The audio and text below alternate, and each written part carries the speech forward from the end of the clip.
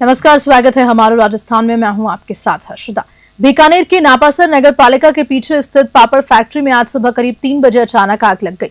आग इतनी भीषण थी कि फैक्ट्री में खड़ी एक मारुति वैन और लगभग 5 क्विंटल पापड़ जलकर पूरी तरह से राख हो गए। ग्रामीणों और फैक्ट्री मालिक ने तुरंत नापासर पुलिस को सूचना दी। पुलिस अधिकारी जगदीश अपने जवानों के साथ मौके पर पहुंचे और गैस सिलेंडर व पानी का इस्तेमाल कर 1.5 घंटे की कड़ी मशक्कत के बाद आग पर काबू पाया। राहत की बात यह रही कि इस हादसे में कोई बड़ा नुकसान या चोटिल व्यक्ति नहीं हुआ। फिलहाल आग लगने के कारणों का पता नहीं चल पाया है और अभी तक कोई मामला दर्ज नहीं हुआ। बीकानेर से लोकेश भौरा की रिपोर्ट।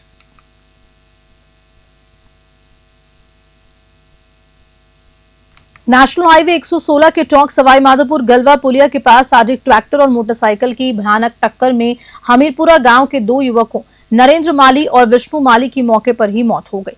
तीसरा युवक सुमन माली गंभीर रूप से घायल हो गया, जिसे चिकित्सकों ने जयपुर रेफर कर दिया। राहगीरों की मदद से सभी घायलों को तुरंत एम्बुलेंस से जिला अस्पताल पहुंचाया गया। सूचना मिलने पर उनियारा थाना से एएसआई रतन लाल मीणा और हेड कांस्टेबल हेमराज जाप्ते के साथ मौके पर पहुंचे। ट्रैक्टर और मोटरसाइकिल को जब्त किया। उनियारा से राजेश सैन की रिपोर्ट। आज सुबह सूचना मिली कि Uniara bypass NH 116 Tonk Sawai Madhopur road पे एक ट्रैक्टर ट्रॉली और मोटरसाइकिल के टक्कर होने से 3 व्यक्ति मौके पे पड़े हैं। इस सूचना पर रवाना होकर मौके पे पहुंचे। उससे पहले 112 एम्बुलेंस से तीनों इंजर्डों को मौके से उठाकर टोंक सादत अस्पताल ले जाने की जानकारी मिली। मौके पर एक बिना नंबरी फार्म ट्रैक्टर और मोटरसाइकिल वहां मौके पे मिली दुर्घटनाग्रस्त अवस्था में, जिनको पुलिस कब्जे में लिया गया।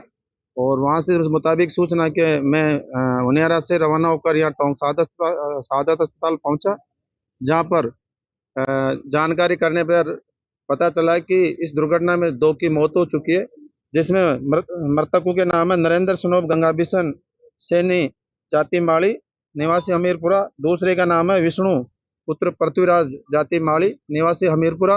और जो तीसरा घायल है उसका नाम है सुमन पुत्र गंगाधर माड़ी निवासी हमीरपुरा। ये तीनों जो जानकारी में है, ये तीनों अपने गांव हमीरपुरा से सुबह जो सरसों और गेहूं का जो तोड़ी भूसा ट्रैक्टरों में मजदूरी के लिए अलीगढ़ जा रहे थे।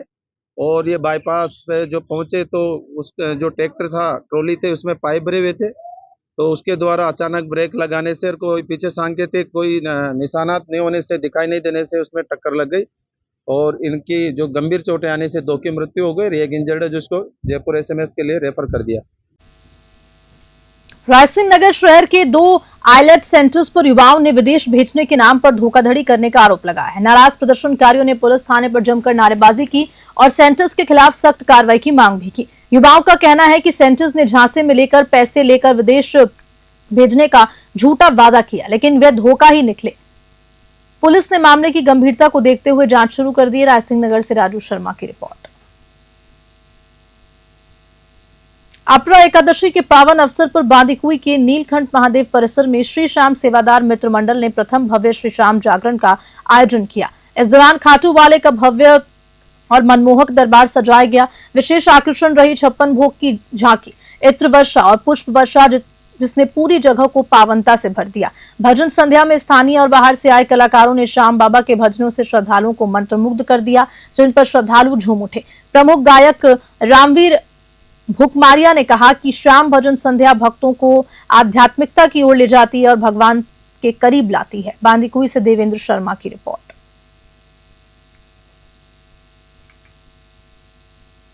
भीषण गर्मी को देखते हुए ब्यावर जिले के राजकीय अस्पताल विजयनगर में विशेष रूप से लू तापाघात की व्यवस्था की गई, जिसकी गर्मी से प्रभावित मरीजों को तुरंत राहत और बेहतर इलाज मिल सके। प्रमुख चिकित्सा अधिकारी डॉक्टर अरविंद उदय ने बताया कि अस्पताल में आने वाले मरीजों के लिए समुचित ठंडक और प्राथमिक उपचार की व्यवस्था भी की गई है। उन्होंने ये भी कहा कि डॉक्टर्स और अस्पताल स्टाफ को अलर्ट रहने और सावधानी पूर्वक कार्य करने के निर्देश दिए, ताकि समय पर सही इलाज सुनिश्चित किया जा सके।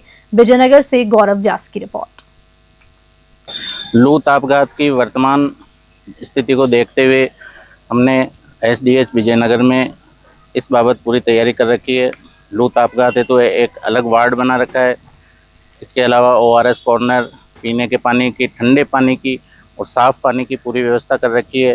पंखे, AC, कूलर सब मरीजों के लिए उपलब्ध है। इसके अलावा इमरजेंसी दवाइयाँ, हर समय इमरजेंसी सर्विस, हमारे यहाँ चिकित्सक हमेशा मौजूद है।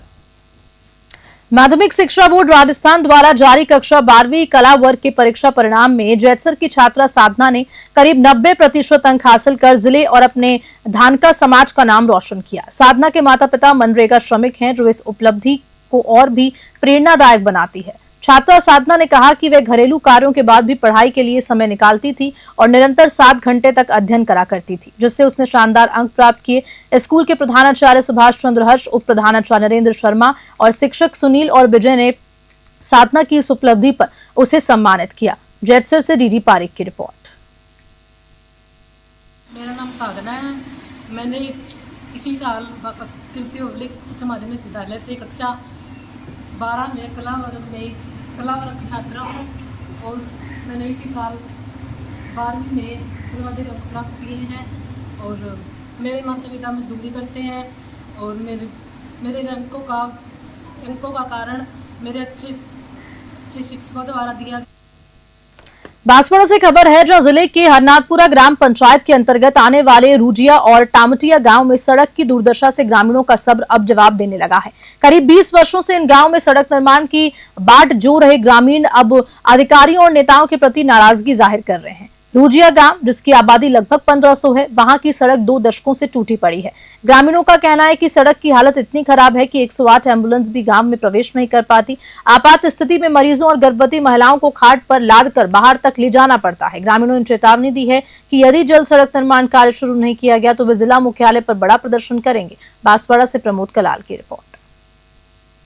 मारे शादी थाई 20 साल थाई नहीं दुएवो कांगड़ा साड़ो रोड देखी यहाँ मी कदी नंबर नहीं देखते ही हम। अबर हमारे छोरा भी शादी कराई दीदी तो भी कांगड़ास में ते अभी कदी रोड बनी सके दू।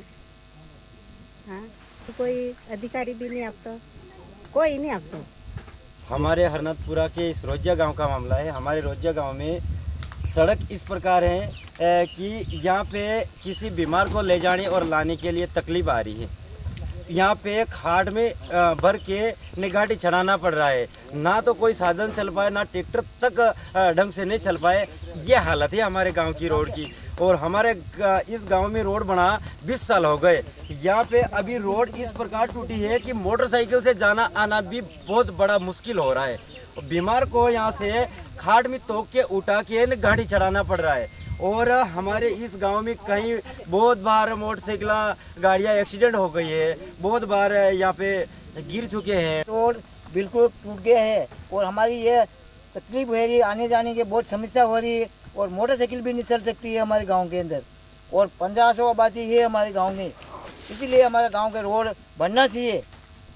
ये हमारे कहना ये है कि हम गरीब आदमी हैं, हमारे कोई देखभाल नहीं कर रहे और हम कहना चाह रहे हैं, हम आप इकट्ठे हुए कि भाई हमारा रोड बनना चाहिए। गांव में के अंदर आने जाने के लिए परेशानी हो रही है हमारी। डीडवाना से खबर है, जहां पुलिस मुख्यालय के निर्देश पर डीडवाना पुलिस ने जिले भर में फरार चल रहे बदमाशों के खिलाफ अभियान चलाया। एरिया डोमिनेशन के तहत चलाए गए इस अभियान के दौरान जिले भर के 16 पुलिस थानों के पुलिस अधिकारियों की 37 टीमों ने बदमाशों के 168 ठिकानों पर धावा बोलकर दबिश दी। इस दौरान 25,000 रुपए का एक इनामी बदमाश भी गिरफ्तार किया गया। इस कार्रवाई में आर्म्स एक्ट का एक आबकारी अधिनियम के 7 तथा आरएनसी एक्ट के 4 मामले दर्ज किए गए। इस कार्रवाई में 6 वांछित अपराधी पकड़े गए। वहीं फरार चले रहे स्थायी वारंटियों व बदमाशों को गिरफ्तार किया। एसपी हिमांशु शर्मा ने बताया कि बदमाशों के खिलाफ यह अभियान लगातार जारी रहेगा। डीडवाना से गुलाम नबी आजाद की रिपोर्ट। पुलिस मुख्यालय के निर्देशानुरूप ही हम लोग जो भी हमारे वांछित मुलजिम है उनके विरुद्ध पूर्व से प्लानिंग करके और एक साथ पूरे जिले में टीमों का गठन करके रेड की कार्रवाई करते हैं। इस क्रम में जो हमने दिनांक 23 को यह कार्रवाई की, इसमें हमारे जो सभी थानों से लगभग 37 टीमें बनी, 180 से अधिक इसमें पुलिसकर्मी नियोजित हुए। हमने उक्त कार्रवाई के तहत एक आर्म्स एक्ट का मुकदमा किया है, 7 एक्साइज एक्ट के मुकदमे किए हैं, 6 वांछित अपराधी, 42 स्थायी वारंटी और गिरफ्तारी वारंट है, इनको पकड़ा है। और समय समय पर यह कार्रवाई हम करते रहते हैं, इसी क्रम में यह कार्रवाई। जयपुर के गांधीनगर रेलवे स्टेशन पर ट्रेन से उतारे गए एक अज्ञात 60 वर्षीय बुजुर्ग की मौत हो गई। पुलिस शव की शिनाख्त में जुटी हुई है।